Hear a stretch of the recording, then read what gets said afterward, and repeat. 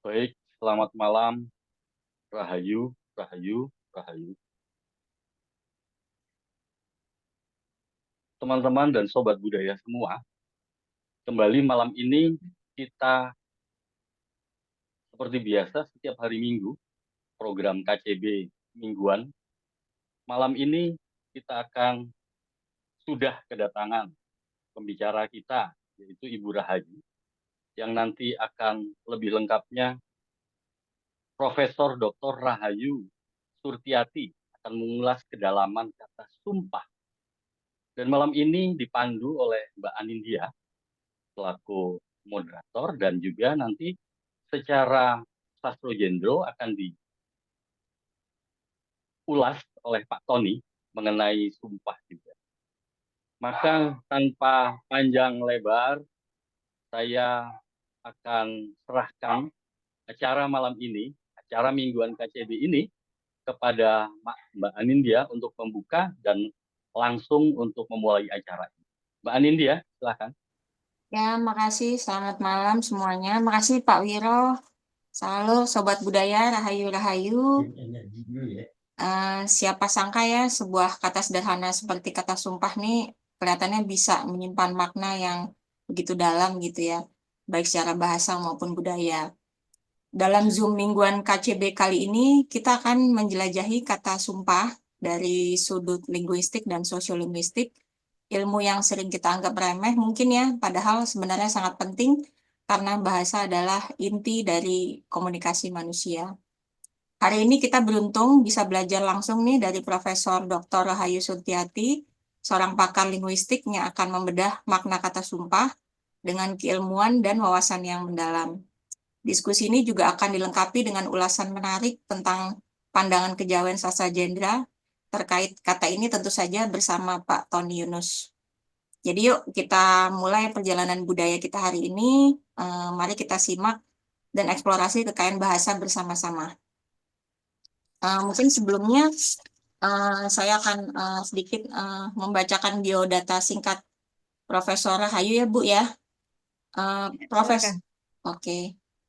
Profesor Dr. Rahayu Surtiati adalah guru besar linguistik tidak tetap di Fakultas Ilmu Budaya Universitas Indonesia sejak 2024. Ia juga menjabat sebagai editor-in-chief Paradigma Jurnal Kajian Budaya Sinta II sejak 2015. Sebagai ahli linguistik, fokusnya pada kajian penerjemahan, khususnya translation studies, telah membawanya menjadi peninjau artikel di berbagai jurnal nasional dan internasional. Prestasinya diakui secara luas, termasuk masuk dalam Webometrics Ranking of Scientists in Indonesia Institutions pada 2015 bersama 3 peneliti terbaik FIB UI lainnya. Ia juga aktif mengajar mata kuliah etika profesi penerjemah di Politeknik Negeri Jakarta dan penulisan ilmiah di Sekolah Tinggi Ilmu Kepolisian. Sebagai penerjemah, ia juga sudah menerjemahkan lebih dari 30 buku akademik serta komik Prancis sejak tahun 80. Beberapa karyanya bahkan dicetak ulang oleh penerbit besar seperti KPG. Sejak 2000, ia menjadi anggota Himpunan Penerjemah Indonesia dan sekarang duduk di Dewan Penasehatnya. Minatnya juga mendalam terhadap penggunaan bahasa, baik dalam linguistik forensik maupun sosiolinguistik, telah menjadikannya saksi ahli dalam berbagai kasus penggunaan bahasa, sekaligus penerjemah andal yang membawa teks Indonesia dan asing melintasi batas budaya. Oke, gitu Bu. Mungkin Ibu bisa langsung mulai aja Bu. Baik, terima kasih. Silakan menayangkan PPT-nya. Ya, terima kasih. Selamat malam para peserta pertemuan ini. Dan saya mengucapkan terima kasih kepada Saudara Anindya yang telah memperkenalkan saya pada komunitas pencinta kebudayaan. Kebetulan saya menekuni kebudayaan melalui bahasa sejak mahasiswa. Kemudian sebagai dosen di Fakultas Ilmu Pengetahuan Budaya UI dan sekarang sebagai pensiunan PNS. Masih menekuni kebudayaan sebagai pemimpin redaksi Paradigma Jurnal Kajian Budaya yang memuat artikel berlatar ilmu apapun yang menghubungkannya dengan kebudayaan segala masyarakat. Kajian bahasa disebut juga linguistik dan ada ilmu yang merupakan gabungan misalnya sosiolinguistik, psikolinguistik, linguistik forensik, dan lain-lain. Tidak hanya sebagai akademisi, saya juga sangat peka terhadap kebudayaan sebagai penerjemah bolak-balik dari bahasa Perancis atau Inggris ke bahasa Indonesia. Tulisan mengenai apapun, apalagi karya sastra, selalu berlatar budaya tertentu. Maka penerjemah selalu dihadapkan pada pertimbangan budaya ketika mengalih bahasakan sebuah teks. Malam ini, saudara sekalian akan melihat secara dekat penggunaan kata sumpah yang berlatar budaya Indonesia. Oke, lanjut. Slide kedua. Ya, jadi di sini saya menunjukkan asal kata sumpah ya, yang termasuk kelas kata nomina, yaitu dari Jawa kuno. Dalam bahasa Jawa kuno, kata sumpah mempunyai arti ganda, yaitu pernyataan yang diujarkan sambil bersaksi kepada Tuhan, dan makna yang kedua adalah kutukan. Jadi ini satu kata yang maknanya bisa dikatakan bertentangan ya. Jadi kita memang harus hati-hati menggunakan kata sumpah. Lanjut.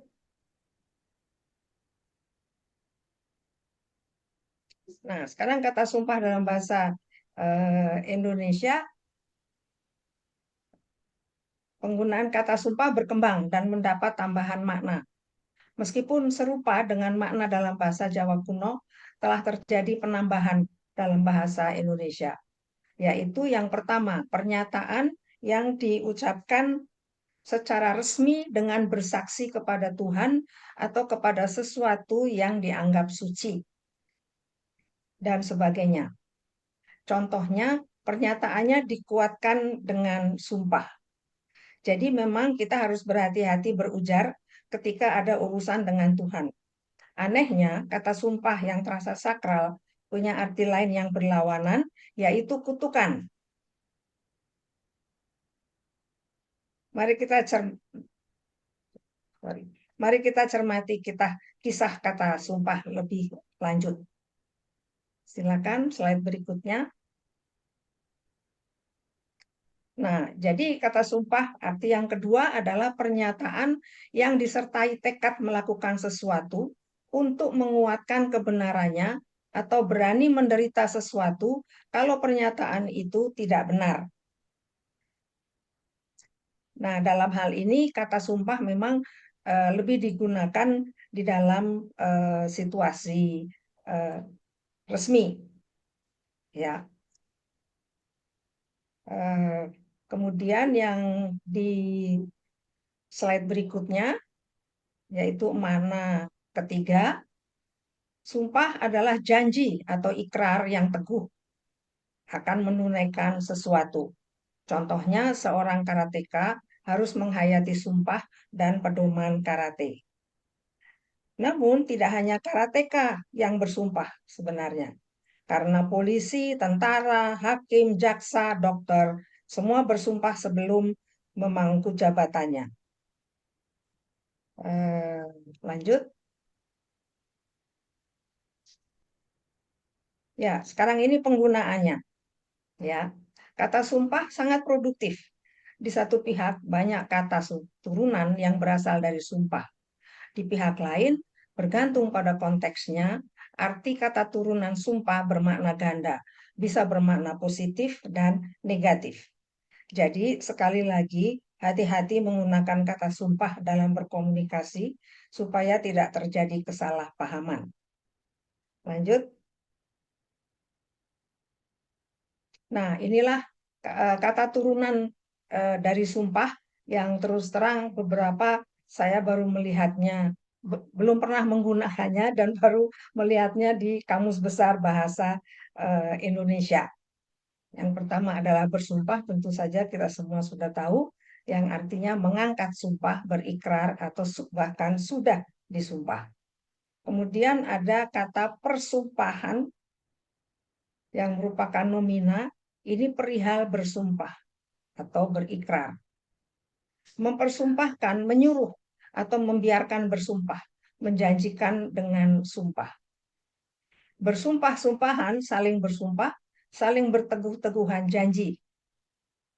Yang Berikutnya penyumpahan itu nominalisasi ya dari verba menyumpah, penyumpahan, pengambilan sumpah, dan yang terakhir adalah tersumpah. Ya. Nah, dengan demikian kelihatan bahwa kata sumpah yang termasuk nomina itu bisa mengalami verbalisasi menjadi bersumpah dan menyumpah, dan mengalami nominalisasi, persumpahan, dan penyumpahan. Kalau diperhatikan, ada 5 verba turunan sumpah yang sudah saya tunjukkan tadi. Ya. Nah, mengenai kata tersumpah, itu saya memberikan contoh penerjemah tersumpah. Penerjemah tersumpah adalah penerjemah teks yang mempunyai kekuatan hukum. Misalnya akte kelahiran, ijazah, dan surat perjanjian. Saya cerita sedikit perihal penerjemah tersumpah. Sejak 2021, pengakuan penerjemah ditandai dengan sertifikat. Maka penerjemah berbagai teks harus memiliki sertifikat yang berlaku selama 2 tahun dan harus diperbarui. Jadi ada 3 macam sertifikat untuk penerjemah teks umum, sertifikat untuk penerjemah teks sastra, dan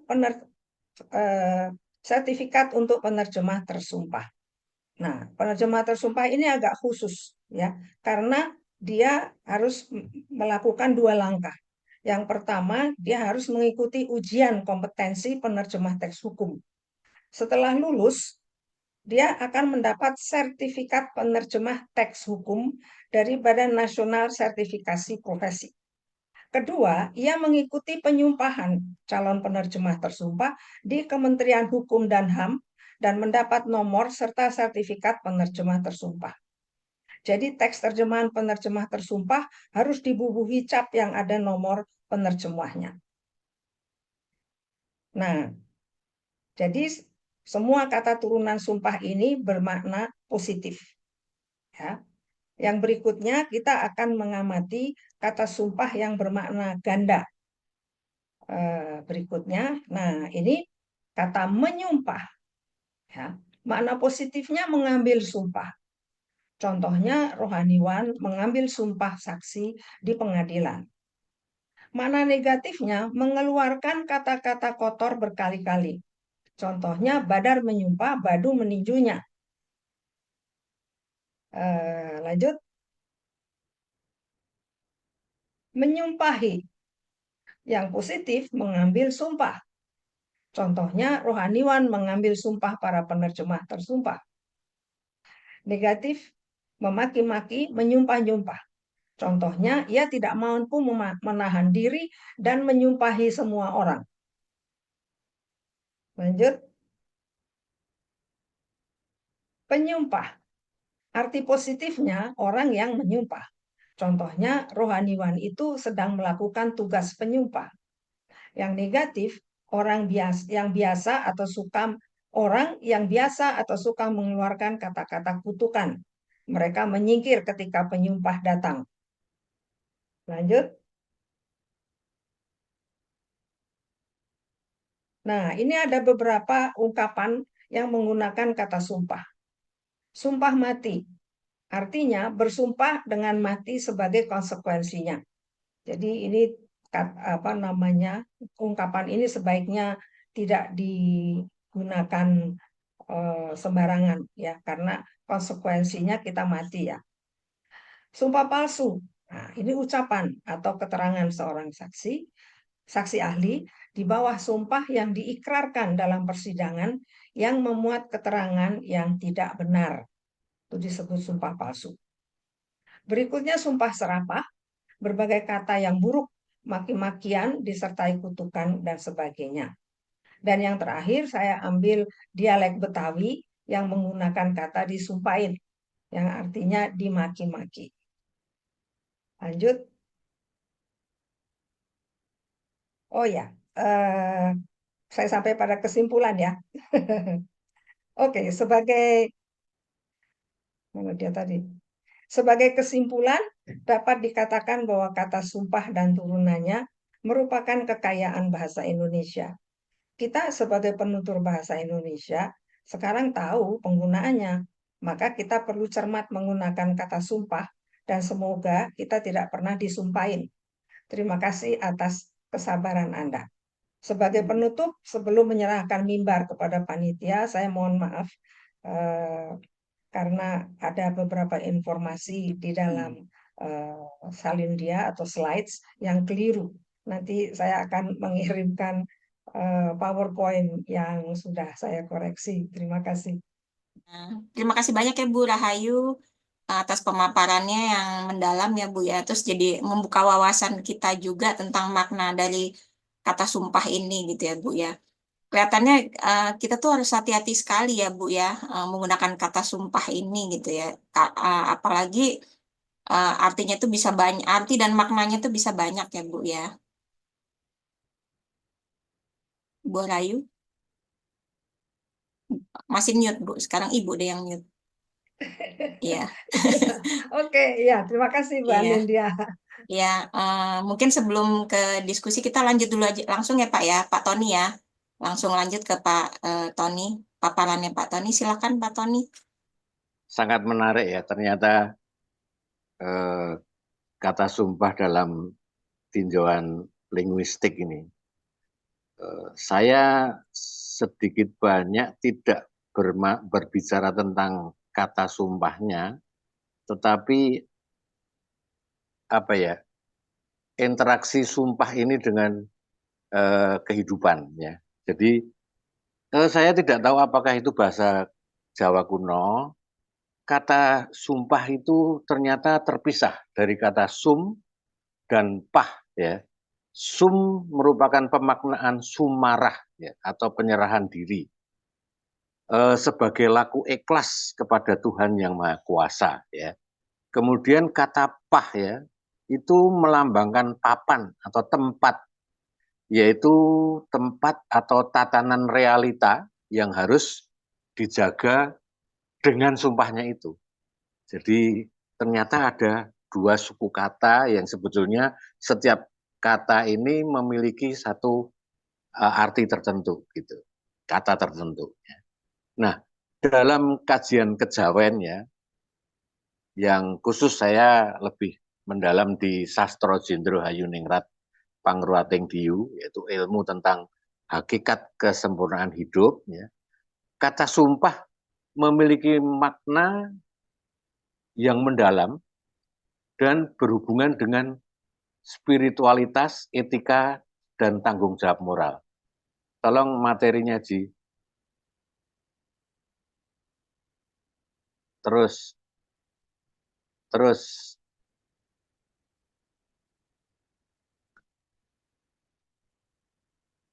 Ji. Tadi terlambat. Nah, oke. Ya. Nah, makna sumpah ya. Dalam pandangan Sastro Jendro, sumpah tidak sekadar ucapan janji biasa, melainkan kesaksian batin. Sumpah dianggap sebagai pernyataan yang mengikat secara lahiriah dan juga batiniah. Ketika seseorang bersumpah, ia dianggap melibatkan kekuatan kosmis. Ini di dalam kepercayaan kejawen ya. Jadi sudah ada ikatan dengan jagat gede. Dan kekuatan dalam dirinya sendiri, yaitu jagat cilik ya. Jadi mereka dua itu jagat gede, jagat cilik itu berkaitan. Nah, dengan keselarasan alam semesta ya. Nah, sumpah yang dilanggar itu juga diyakinin akan mendatangkan konsekuensi karmatis. Saya tidak tahu kata karmatis ini dari mana. Kalau saya biasanya mendengar karmis ya, bukan karmatis. Nah, kesadaran spiritual ya. Jadi di dalam Sastro Jendro, sumpah dipandang sebagai ekspresi kesadaran tertinggi manusia terhadap Sang Hyang Tunggal. Artinya sumpah itu ternyata melibatkan ketuhanan, melibatkan keilahian ya. Jadi sumpah harus diucapkan dengan kesadaran penuh karena merupakan perjanjian antara manusia dan kekuatan ilahi yang disebut tanggung jawab spiritual. Kemudian juga ucapan sumpah harus jalan dengan tindakan. Nah, ini kita sering menemukan kejadian-kejadian seperti pejabat-pejabat kita yang sumpah di atasnya diacungkan kitab suci ya, tapi ternyata tanggung jawab moral spiritualnya tidak ada. Nah, nanti saya akan jelaskan bahwa di zaman dahulu itu caranya tidak diberi buku di atas kepala. Ya. Coba next di. Nah, sumpah ternyata juga merupakan media pengeruatan. Pengeruatan itu merupakan satu perawatan supaya konstruktif ya. Pengeruatan diri itu dengan bersumpah seseorang mengikatkan diri untuk hidup sesuai dengan nilai-nilai luhur sehingga ia diruat dari belenggu hawa nafsu. Ini yang diri. Kemudian pengeruatan juga ada yang sosial. Jadi sumpah yang dilakukan bersama-sama. Misalnya dalam sebuah ritual adat ya. Sehingga komunitas yang menjadi yang disucikan, diruat lingkungan dan komunitas. Next sih. Dan ternyata juga hukuman sumpah yang dilanggar ini juga agak bahaya seperti tadi Ibu Rahayu juga hati-hati dengan kutukan itu ya. Sumpah menjadi kutukan. Itu memang hampir sama, tapi memang begitulah ya. Dan dalam kejawen melanggar sumpah dianggap melanggar hukum kosmis. Ya. Hal ini dapat mengakibatkan turunnya laknat ya dalam bentuk gangguan spiritual, kegagalan hidup dan juga ketidakseimbangan batin. Next sih. Dalam sastra Jindro ya, sumpah memiliki makna yang sangat sakral. Tidak hanya sebagai janji verbal, tetapi juga sebagai manifestasi dari kesadaran antara suksma, tindakan atau tingkah laku, dan juga ada hubungannya dengan alam semesta. Sumpah yang dijaga dengan kesadaran spiritual dapat menjadi jalan menuju kesempurnaan hidup juga, menjadi hayuningrat, rahayuningrat ya. Jadi damai di dunia, tentram di dunia. Kalau kita menjaga kesadaran spiritualnya dari sumpah itu. Sedangkan sumpah yang dilanggar itu mencerminkan ketidakmampuan manusia dalam mengendalikan nafsu dan menjaga hubungan harmoni dengan kekuatan ilahi. Next sih. Nah ini tadi, sumpah dan kutukan. Memang bisa terjadi itu. Nah, ketajaman ucapan sumpah bisa menjadi sabdo dadi. Artinya manjur jika diucapkan dengan suatu emosi, suatu kemarahan. Ya. Jadi dalam tubuh manusia itu memiliki 4 unsur ya, ada unsur api, ada unsur bumi, ada unsur angin, ada unsur air. Nah, unsur api itulah yang memengaruhi getaran dalam tubuh ini dan itu ada hubungannya juga dengan semesta. Cahaya di luar, panas di luar dan semua. Makanya dengan kemarahan itu sabda itu bisa jadi kutukan tadi. Jadi sabda atau ucapan yang bisa menjadi kenyataan sabdo dadi itu. Nah, ini dapat dianalisis dari perspektif kejawen, dari perspektif psikologi, dan juga dalam filsafat spiritualnya ada, bisa dibahas ini. Next sih. Saya coba tentang mencoba ke perspektif kejawen ya. Nah, dalam kejawen, sabda memiliki kekuatan mistis ya. Karena diyakini sebagai wujud energi dari suksma, dari jiwa manusia. Jika diucapkan dengan intensitas emosi seperti kebencian dan kemarahan yang sangat memuncak ya, sabda dapat menjadi katalisator yang membawa energi tersebut ke alam nyata. jadi bisa kenyataan. Misalnya ada seorang anak gadis lari-lari di depan orang tua yang sedang ingin nyaman ya, mengganggu, tiba-tiba ini apa ya, kalau orang Jawa bilang muntap ya, dia ngomong ora suwe kowe meteng, tidak lama kamu hamil. Ternyata kenyataan. Nah, ini makanya ini jadi menjadi kutukan ini gitu. Nah, orang-orang yang suka melakukan meditasi surya ini juga bahaya. Orang-orang yang sering melakukan meditasi surya seperti pada penganut Sastro Jindro yang sering melakukan meditasi surya, memandang matahari dan sebagainya itu juga sangat bahaya jika melakukan kata-kata yang tidak benar. Seperti tadi Bu Rahayu juga bilang, hati-hati dengan sumpah. Ya. Gitu. Jadi Samedi Surya sendiri itu walaupun sebetulnya untuk penyucian diri dengan api, dengan unsur api, tapi ucapan atau lidahnya juga menjadi sakti. Matanya juga menjadi wibawa. Maka dalam ilmu kasampurnan ya, itu banyak jenderal-jenderal yang sekarang sudah menjadi pejabat tinggi ya, itu dulunya ada yang merupakan anggota-anggota dari Sastro Jendro yang semedi surya, dilakukan semedi surya. Ya. Jadi itu bahaya sekali kalau marah ya. Next sih. Seperti ungkapan Sabdo Pandito Ratu misalnya. Itu juga menunjukkan bahwa sabda seseorang yang memiliki kekuatan spiritual seperti raja, sesepuh atau pertapa ya, itu cenderung pasti terjadi menjadi kenyataan. Ya. Nah, kemarahan yang di luar kesadaran itu terkandung dalam energi yang menghasilkan kekuatan destruktif yang mengganggu harmoni kosmis. Jadi nafsu merah atau amarah itu ada positifnya, tetapi juga ada kekuatan destruktif yang mengganggu harmoni kosmis. Nah, makanya terjadilah kenyataan. Ya. Sumpah yang penuh kebencian berpotensi menciptakan karma negatif.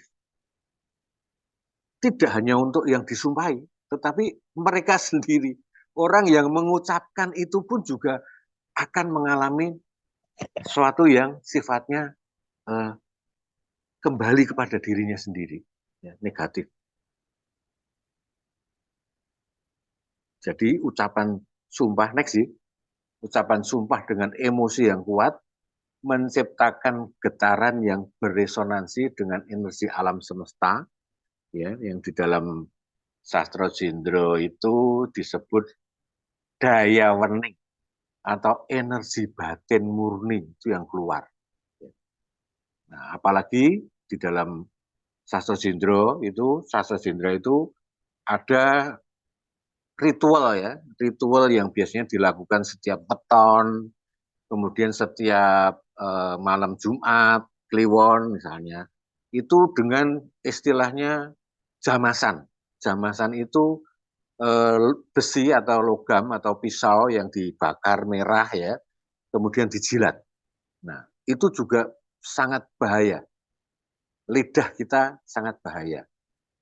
Itu harus dijaga benar-benar. Jadi jangan sampai mengutarakan sumpah atau serapah kepada orang lain. Next sih. Jadi tadi perspektif kejawen. Saya coba ini perspektif psikologi, tapi tolong nanti Anin yang benerin ini. Karena Anin kan yang tahu tentang psikologi ya. Jadi pengaruh emosi dan pikiran terhadap pikiran ya. Ketika seorang mengucapkan sumpah dalam kondisi emosi tinggi, misalnya kemarahan tadi, pikirannya berada dalam fokus yang ekstrim ya. Hal ini memperkuat sugesti yang tertanam dalam ucapannya, baik untuk dirinya sendiri maupun orang lain. Nah, jadi ada efeknya. Kemudian efek yang dirasakan oleh si penerima ucapan. orang yang disumpahi mendengar sumpah tersebut, sugesti negatif dapat mengaruhi mental dan perilakunya, yang secara tidak langsung dapat membuat sumpah itu terwujud. Nah, ini dalam psikologi mungkin ada yang menyebutnya sebagai self-fulfilling ya, prophecy ya. Jadi ya saya nggak ngerti, nanti mungkin Anin juga bisa bantu supaya sharing kita juga semakin lengkap ya. Di mana keyakinan atau ucapan seseorang mendorong peristiwa itu menjadi kenyataan. Ya. Kemudian dalam perspektif spiritual sebetulnya saya sudah menerangkan tadi hampir sama dengan Sastro Jindro ya.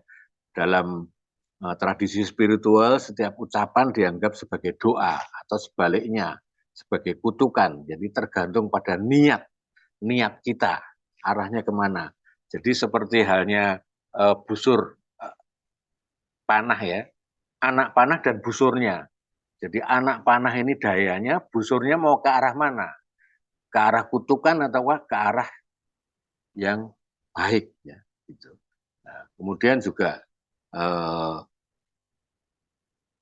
ada hukum karma timbal baliknya. Ya. Jadi dalam spiritual, apapun yang diucapkan atau dilakukan bisa kepada pengucapnya, kembali kepada pengucapnya. Dapat berbalik menjadi penderitaan bagi dirinya sendiri jika energinya tidak dikelola dengan baik, apalagi diperkuat oleh intensitas emosi tadi. Karena emosi itu sifatnya energi yang rendah. Ya. Next sih. Lalu memang di dalam Sastro Jindro kita mendapatkan pelajaran-pelajaran untuk menolak segala hal yang buruk, seperti semalam kita juga ada acara yaitu membahas tentang kala cakra ya. Jadi kala cakra itu sebetulnya tolak bala ya. Tapi itu juga bisa dimasukkan di dalam menolak sumpah ini ya. Menolak atau menghindari efek dari sumpah, terutama sumpah seseorang yang sepuh yang kita hormati, itu sangat bahaya sekali ya. Sangat sulit untuk sangat sulit karena memerlukan pendekatan spiritual, psikologis dan ritualistik. Jadi butuh ritual. Ya, makanya saya singkat ya. Jadi makanya ada pangruatan. Ya.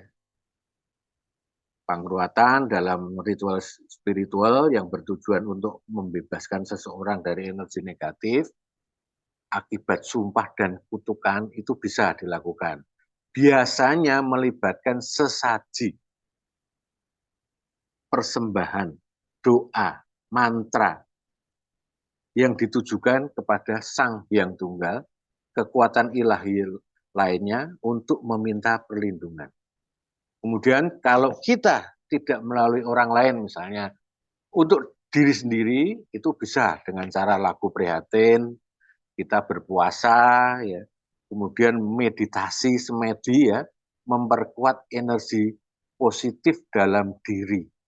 Jadi membayangkan cahaya Tuhan. Bagaimana kita bermeditasi, membayangkan satu cahaya alam padang kang tanpa winatesan. Selalu dengan terang ya, terang benderang, itu akan mendapatkan energi yang positif dalam diri kita.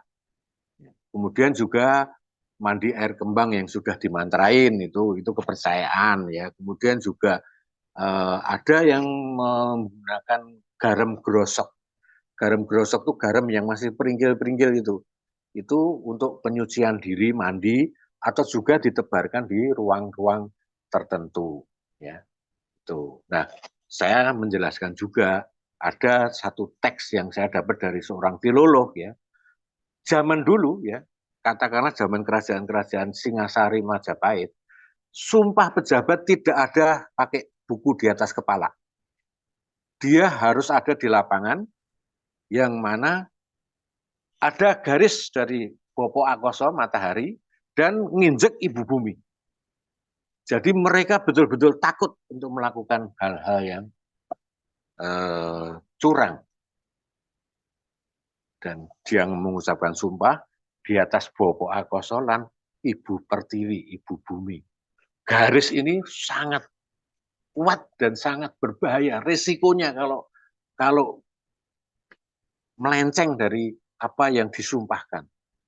Kalau saat ini banyak sekali mereka disumpah juga ketangkep korupsi juga ketawa-ketawa kok.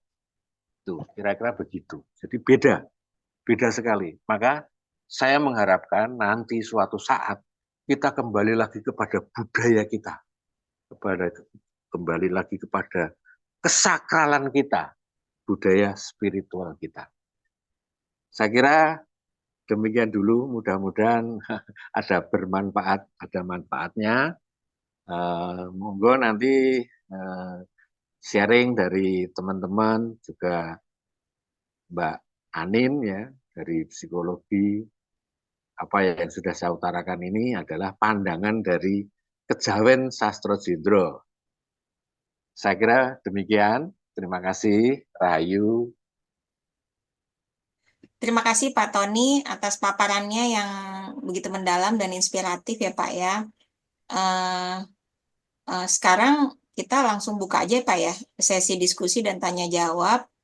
Jadi untuk Sobat Budaya, silahkan ajukan pertanyaan, tanggapan, atau pandangan seputar pembahasan tadi, bisa langsung dengan raise hand atau berbicara langsung, tulis saja di kolom chat.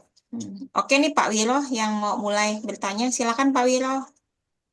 Ya, Mbak Boleh ke Bu Anin. Rahayu atau Pak Tony ya. Saya ke Bu Rahayu.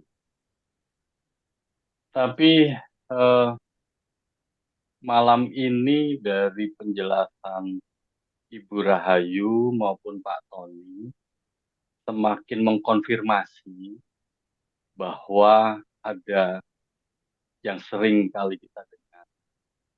Doa orang yang teraniaya itu sangat besar, sangat manjur begitu ya.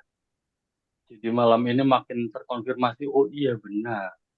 Karena memang sangat menjiwai. Ya. Apakah itu menjadi doa, apakah itu menjadi sumpah. Karena tadi dijelaskan oleh Pak Tony yang betul-betul diresapi begitu dengan sepenuh hati, sepenuh jiwa, lalu entah itu didoakan atau itu telah menjadi sumpah, akhirnya terlaksana. Nah, tapi pada Bu Rahayu yang saya mau tanyakan adalah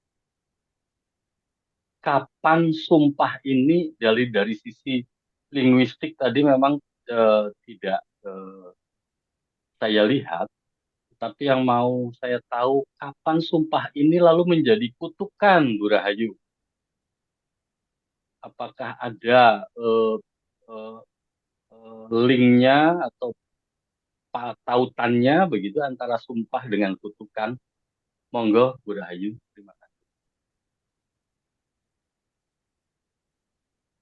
Ya, terima kasih, Pak. Kata-kata itu seringkali memang bermakna ganda. Jadi demikian juga kata sumpah itu maknanya bisa ganda. Jadi kalau kita bersumpah artinya kita berjanji kepada Tuhan bahwa kita akan melakukan ini atau itu, ya itu maknanya positif. Nah, tetapi kalau kita kata sumpah itu ketika orang marah ya, lalu dia menyumpahi temannya itu artinya dia mengutuk, bukan gitu. Jadi memang maknanya ganda. Ya, Baik, baik Bu Rahayu. Terima kasih Bu. Terima sama-sama kasih Pak. Mbak Anin. Ya Pak Wiro, makasih juga. Ada lagi pertanyaan untuk Bu Rahayu atau Pak Tony mungkin? Rahayu, selamat Rahayu, malam. Pak Januri, ya. Saya hanya menggarisbawahi atau menebalkan tulisan apa yang telah disampaikan oleh para pakar tadi. Izinkan saya yang bodoh ini ikut nimbrung. Jadi sudut pandang yang akan saya jadikan narasi ini adalah bersumber dari gimana saya belajar. Nun sewu Pak Tony, saya sampaikan terus terang bahwa saya bukan menekuni sastro jendro, tapi saya menekuni sebuah tuntunan ilmu kebatinan. Jadi sudut pandang saya dalam segi pitutur luhur Jawa, bukan kejawen, maaf. Nah, sumpah saya hanya apa itu istilahnya mengulang kembali, ya. Betul. Sumpah itu bermakna ganda, ya kan? Bersumpah atau menyumpah. Nah, ini loh. Makanya buahnya korupsi seperti yang disampaikan Pak Tony tadi, bareng ketangkep guyu. Karena bersumpah. Artinya apa? Menirukan saja. Nah, di dalam sudut pandang pewarah kami, semua apa yang diucapkan itu timbulnya dari dalam atau lubuk hati nurani yang terdalam. Nah, karena di dalam pewarah kami bahwa Tuhan itu jauh tanpa batas, dekat tak bersenggolan. Di mana letaknya? Di letaknya adalah di hati nurani bersemayam. Artinya. Nah, maka apa yang menjadi ucapan kita hendaknya lahir dan batin. Makanya disebutkan hukum seperti yang telah disebutkan Pak Tony tadi, betul. Kami punya pewarah yang namanya larangan dan hukum. Larangan, apa itu isinya? Tidak boleh berembuk atau istilahnya ngerasani, ya, kejelekan orang lain. Hukum, ada kami. Hukum di dalam pewarah kami itu menerangkan, menjelaskan hukumnya apa? Hukumnya janganlah selalu mengingkari hati nurani atau batin. Nah, kenapa demikian? Apabila kita mengingkari batin atau hati nurani kita, sama dengan mengingkari keberadaan yang maha kuasa. Jadi, kalau menurut pewarah kami, apa yang diucapkan atau yang disabdakan atau apapun itu terus terjadi, misalkan, kalau menurut kami itu bukan karena mantra atau doanya, tapi karena yang mengucapkan. Yang mengucapkan. Karena apa? Karena terjadi apa yang diucapkan terjadi dalam bahasa kami, sinejo teko cinipto dadi. Artinya, disengaja datang, dicipta terjadi. Karena apa? Karena menerima anugerah dari Yang Maha Kuasa. Tanpa embel-embel dongo rapal dan sesaji.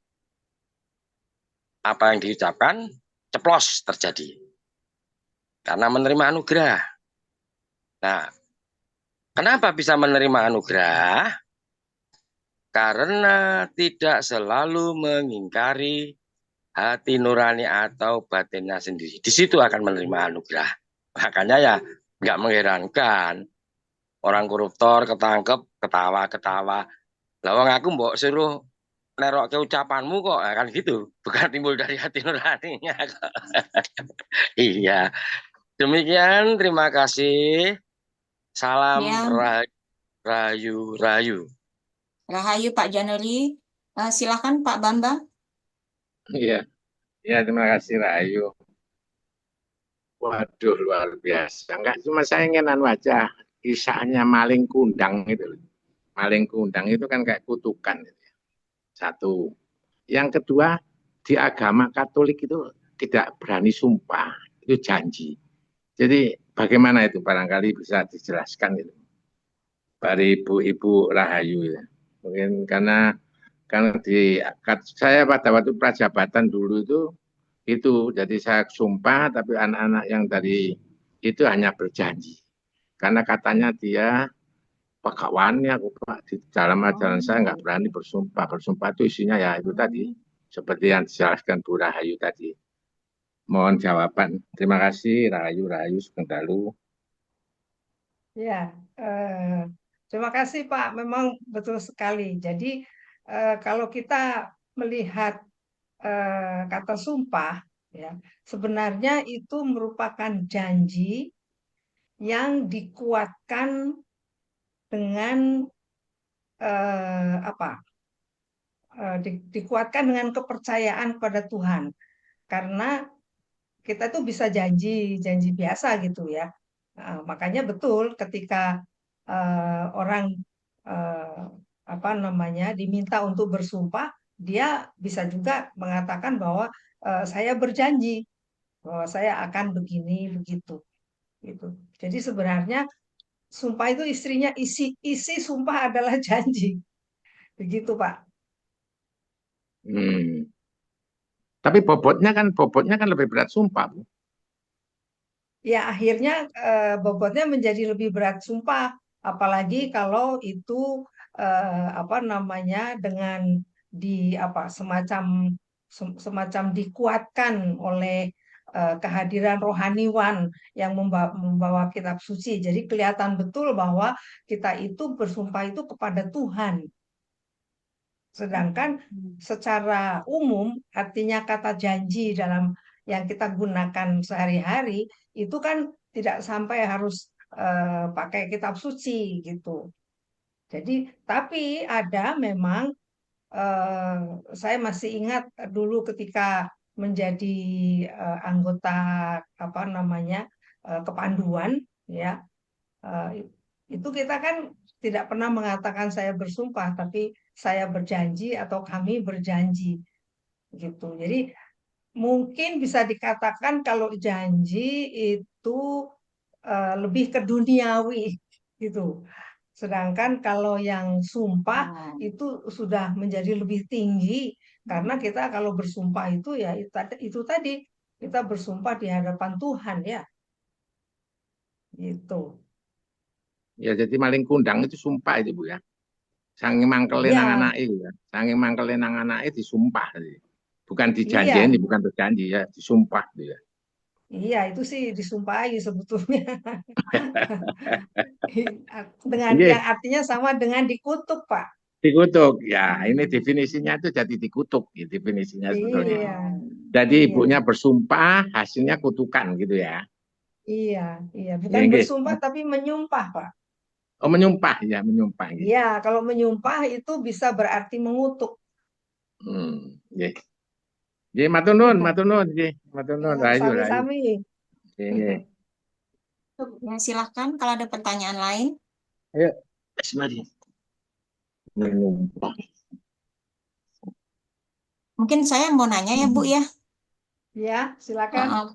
Kenapa sih Bu kata sumpah ini kelihatannya bisa memiliki makna yang kuat dan serius ya Bu ya dalam banyak budaya? Ini Betul. kayaknya ke Bu Rahayu dan ke Pak Tony sih nanti. Ya Bu. Iya. Gimana Bu? Itu pertanyaannya sih Bu. Yang Anda tanyakan dong. Kenapa kata sumpah tuh bisa memiliki makna yang sangat kuat Bu dan serius ya? Tampaknya dalam banyak budaya. Kenapa tuh Bu ya? Kenapa bisa gitu ya? Oh, ya memang. Jadi memang ada semacam kebiasaan di dalam masyarakat apapun ketika akan melakukan satu tindakan yang sangat penting, ya itu tidak cukup hanya dengan berjanji. Nah, saya tidak tahu apa dulu misalnya orang-orang Indian itu nyebutnya apa, tetapi jelas dengan dia apa namanya itu memuja dewanya gitu ya. Itu dia sebetulnya sudah bersumpah, cuma dia tidak menggunakan kata sumpah barangkali kan, karena sumpah itu kan Bisa dalam di perilaku Indonesia. berarti Bu ya? Iya, Bentuknya. Gitu. Oke, makasih Bu. Gimana Pak Tony tanggapannya? Ya, ini kan semuanya kan masih apa ya sifatnya kognitif dan juga teoritis ya. kalau apalagi tadi yang dikisahkan sama dibicarakan oleh Mas Januri ya, kata wewarah itu sebetulnya petunjuk, Pak. Itu belum sampai pengolahan batin, ya. Itu masih petunjuk. Nah, kalau pengolahan batin itu betul-betul ada tata lakunya, ada patrapnya. Nah, di dalam satu ajaran kejawen ya, itu saya tidak menyatakan sastro jindro aja ya. Itu jika misalnya kita mau melakukan apa, itu patrapnya ada. Gitu loh. Jadi bukan hanya petunjuk aja. Jadi seperti tadi memang benar nurani, betul nurani. Ya. Tetapi kalau kita membaca, ini cerita dari seorang filolog ya, teman saya itu ada naskah-naskah kuno ya, sumpah itu di lapangan kok. Di lapangan tidak hanya menirukan, tetapi betul-betul diarahkan pada kekuatan Bopo Akosolan Ibu Bumi. Ada kata-katanya itu Bopo Akosolan Ibu Bumi. Nah, di situ ada semacam apa ya namanya? Bukan mantra, tapi ada satu angger-angger ya, ada satu aturan yang sebetulnya manusia ini tetap harus ingat di situ. Gitu loh. Bedanya itu. Jadi kalau sekarang ini kan katakanlah ya sumpah itu kan cuma diacungin Bible atau Quran ya, terus suruh niruin gitu. Betul. Juga Januri tadi bilang, "Alah cuma niruin toh." Tetapi kalau zaman dulu tuh enggak. Disumpah betul-betul berdiri di lapangan ya. Kemudian ada upacaranya. Itu dikasih lingkaran berdirinya itu. Kasih lingkaran ada upacaranya. Itulah yang disebut dalam kejawen itu ada patrapnya. Ada pengetrapannya. Nah, kita coba melebar sedikit ya. Banyak orang beli buku tentang mantra-mantra, ya toh. Wah, ini mantra ini lakunya itu begini, puasa begini. Tapi tidak ada patrapnya. Mantra itu tidak ada gunanya. Gitu loh. Nggak ada gunanya. Seperti semalam katakanlah ya. Apa? Seperti semalam katakanlah kita ngodar Kolo Cokro misalnya. Orang baca Rajah Kolo Cokro itu banyak orang. Seperti halnya kita tuh mendengarkan orang membacakan Al-Fatihah. Udah biasa. Ya Morojo, Joromoyo ini dan sebagainya. Tetapi patrapnya nggak tahu. Itu loh. Bagaimana saya harus meniup? Bagaimana saya harus narik napas? Itu loh. Nah itulah yang saya bilang bahwa budaya spiritual kita itu sudah ditinggalkan. Yang ada sekarang ya tadi, wewarah tadi, petunjuk-petunjuk. Tuh, ya. Makanya saya kemarin juga berkata pada teman-teman, kita menjabarkan Kolo Cokro itu wahyu, saya bilang. Nah, yang mendaftar 9, yang berhasil datang cuma 5. Ada yang tiba-tiba pulang pusing ya, ada yang hujanan nggak bisa terus ya, macam-macam. Jadi ada itu wahyu, nggak gampang gitu loh. Nah mungkin bisa dirasakan lah bagi mereka-mereka yang sudah mengikuti betul-betul apa itu kejawen, budaya spiritual yang sebetulnya. Gitu. Saya kira gitu sih Anin, Mbak Anin. Jadi saya jelaskan bahwa ada kaitannya dengan kosmis ya, makrokosmos dan mikrokosmos itu ada. Jadi tidak hanya cuman kita ngomong wow ini roke itu enggak. Itu memang kesalahan kita. Harusnya itu nanti dirubah. Sumpah itu dirubah. Gitu. Ya baik Pak, makasih Yeah. penjelasannya.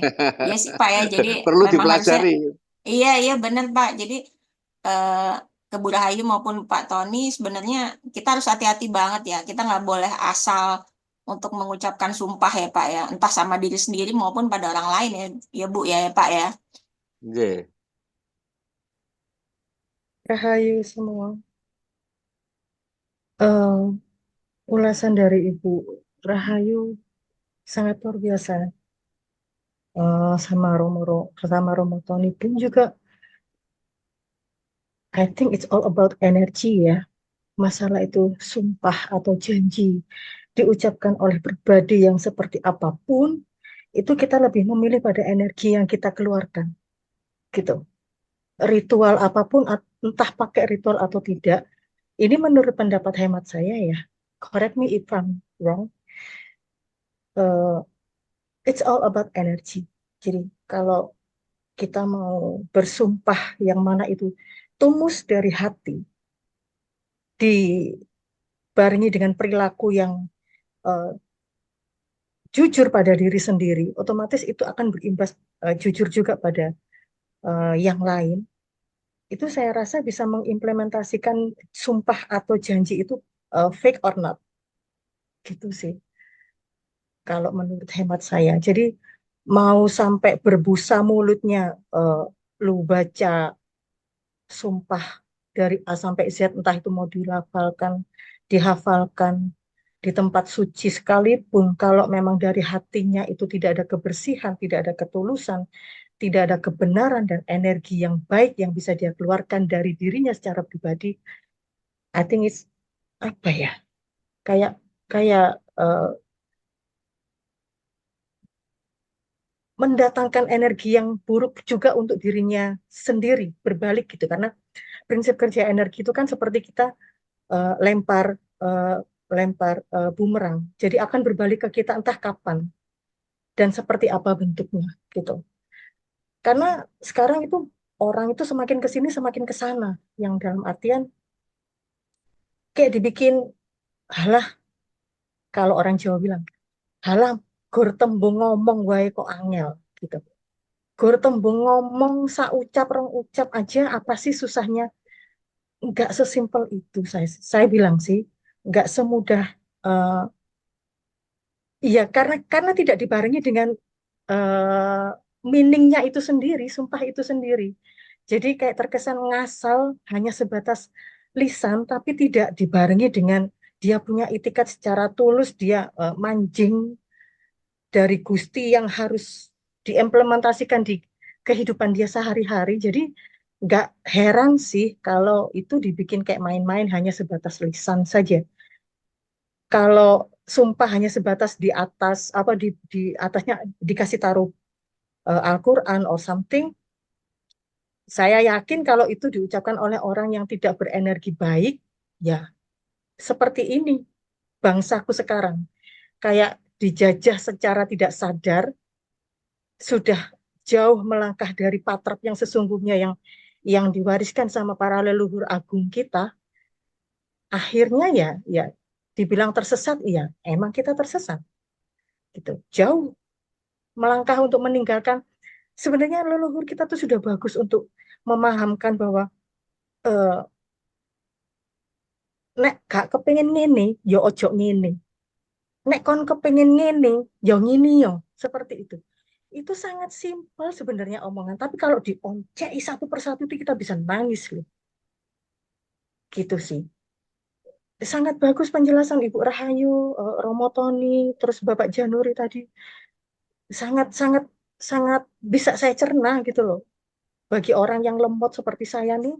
Tapi ya itu kembali lagi. Pribadi yang seperti apa dulu dia punya energi. Pribadi seperti apa dulu yang dia punya perilaku. Mempermainkan atau mempermalukan atau memperlakukan ibunya saja, kalau contoh yang diambil sama Pak Bambang tadi, malin kundang atau apa, bisa jadi ibunya itu angger ngucap tapi jadi sabdodadi hanya karena si ibunya itu tulus, dia kasih doa restu untuk anaknya melanglang jauh di seberang sana, berharap keselamatan, berharap sebuah kebajikan untuk berbalik kepada anaknya, untuk kehidupan anaknya kelak. Tapi ujung-ujungnya dia, even itu, ya saya nggak tahu ini mitos atau bukan, saya nggak tahu. Terlepas ini mitos atau tidak, tapi ya itu tadi, si ibunya tuh selalu tulus mendoakan anaknya, menjaga dia punya perilaku, sampai akhirnya, kalaupun toh ini benar ya seperti ini. Jadi ya, mungkin semesta mungkin kayak apa ya, numuske apa yang sudah disampaikan, apa yang dia ucapkan sama seorang ibu yang tersakiti oleh anaknya, yang tersayang, yang dia sayangi gitu. Berdarah-darah, dibelan-belani gitu kan, didoain, entah di apa gitu, untuk kebaikan anaknya, tapi anaknya sendiri berbalik tidak baik untuk dirinya kan, minta apa sih seorang ibu kayak gitu. Ini contoh kalau misal bahas mak lingkungan yang seperti tadi yang Bapak Bambang sampaikan ya, tapi ya saya hanya sedikit, ya nggak sedikit sih, banyak ini saya ngomongnya. Terima kasih ya kepada tadi Bu Rahayu, ya ke Pak Tony dan seluruh sobat budaya yang telah bergabung dan mensukseskan webinar ini. Semoga diskusi kita hari ini bisa menunjukkan betapa bahasa bukan sekedar alat komunikasi, tapi juga cerminan budaya dan nilai-nilai kehidupan kita. Semoga apa yang kita pelajari sekarang dapat memperkaya wawasan dan memperkuat rasa cinta kita terhadap budaya. Sampai ketemu di Zoom KCB minggu lainnya.